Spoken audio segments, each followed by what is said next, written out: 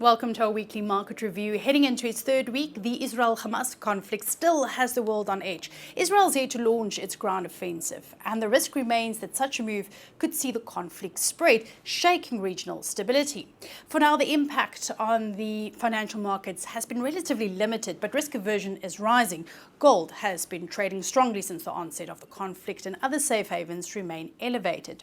Now, against this backdrop, the rand is expected to be a price taker this week, with none of the domestic releases important enough to override these international tides. Now on to the latest CFTC data, which reflects some interesting notes. The hedge funds have increased their net short US Treasury bets. Again, they're expecting US Treasury yields to continue tracking upwards. This is despite the fact that Fed funds futures data remain unconvinced that the Fed will hike rates any further. So the only conclusion is that there are some fiscal concerns. Now, the US is running on a heavy budget deficit, which suggests higher debt issuance. And it also comes at a time when the Fed is offloading treasuries as part of its QT measures.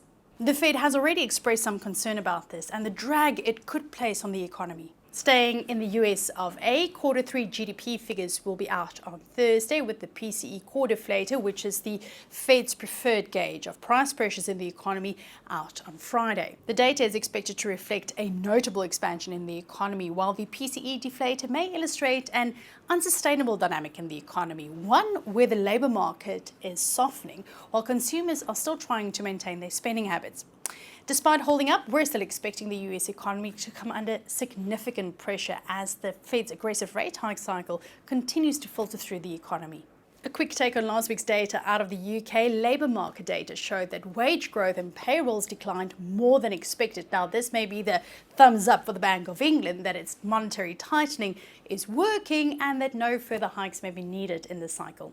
And China has finally gained some economic traction. Its Q3 GDP figures were better than expected, clear evidence that the stimulus implemented by authorities earlier this year is bearing fruit, although a property crisis continues to pose a risk to the country's economic outlook.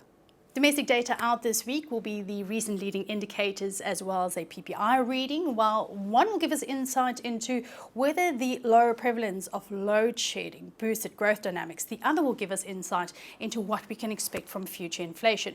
Apart from the US, we will also be taking note of the slab of PMI data out of the world's major economies scheduled for release on Tuesday. It will provide a fresh read on global growth momentum as we head into the fourth quarter. Now, we're expecting the data to reflect the weak economic sentiment, a scenario that is likely to remain the case for the coming months as the rate hike cycle continues to filter through the real economy.